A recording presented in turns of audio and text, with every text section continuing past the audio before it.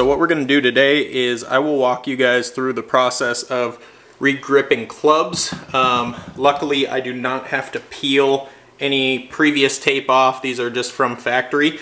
So we'll just walk through the process of everything from, you know, setting up the club on the vise to getting the tape on the club to what kind of solvents we should use to actually slide the grip on, and then from there just the curing process of finalizing the grip. So we'll go ahead and jump on in, start with the 4-iron here and kind of work our way through that pitching wedge. So first thing, we've got a little clamp, rubber clamp here that we will just put the shaft into, and it'll snap kind of into place. And then from there we are going to put that into the vise, that rubber piece.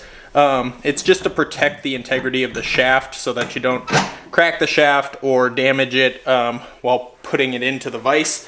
From that point, we want to go ahead and get that club straight in that vise so that we can set the grip to kind of slide on straight here instead of having to worry about it kinking one way or the other. And I'm just going to backtrack here a little bit. There are a few things that we're going to need to do this. Obviously some new grips. I've got the Golf Pride MCC +4. They've got reduced taper. I like to play mid-size grips. Hands are a little bit bigger than normal, so that's what I'm using. The other thing you're going to need, some tape. This is just double-sided grip tape. Not even sure what brand this is. Intertape polymer group, made in the USA. So what you'll do is, depending on how many clubs you have and what kind of process you want, I like to take that tape and just pre-cut all the tape first.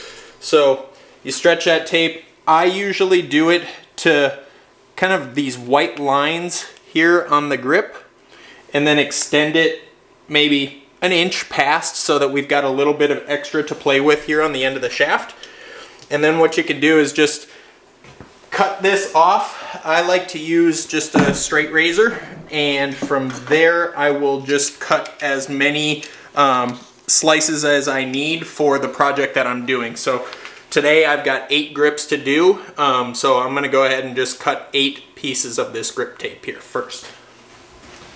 Alright, so now I've got my pieces of grip tape here, so we can go ahead and start the process. So obviously don't need all 8 of those pieces at once. It really doesn't matter. These pieces of tape or these stickers that come factory on the shaft aren't going to do anything. They're not thick enough to really disturb or disrupt the tape, but I just don't like it on there, so I'm going to pull it off. Next thing, we want to just make sure how long this grip's going to go onto the shaft, and then we want to set that piece of tape right at those white lines.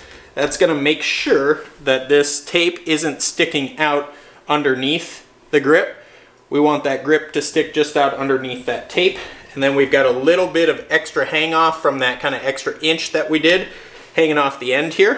What you'll do now, just take the palm of your hand, or kind of that fatty part of your hand, and you want to get that tape pushed down, and then we want to get it as smooth as we possibly can. So again, we'll use that kind of fatty part of our hand, and we're just going to start kind of getting that to lay down here for us. Just rubbing back and forth little by little and trying to keep as many creases out of that tape as we can. Now before you get all the way around the shaft, we want to pull this piece of double-sided tape on the end that's already stuck to the shaft itself. And I like to just kind of fold that up a little bit. I don't want to pull the whole thing off yet because we don't have the entire piece of tape stuck all the way around. So I'll pull off enough to where when I get this all the way around, that it will connect to this other side without catching the protector for the double-sided tape. So here we're just going to finish working our way around.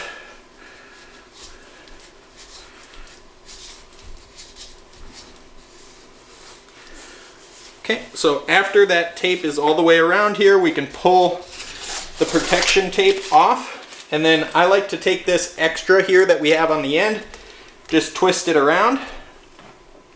And I will twist it until the extra little piece on the end kind of breaks off.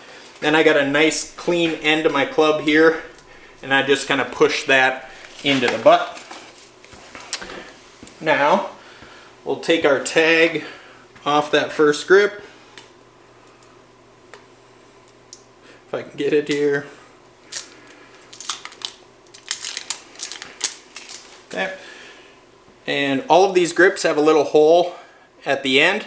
So this next part, we're going to want to make sure that we cover that hole with our finger. We'll take some solvent here. This is just mineral spirits.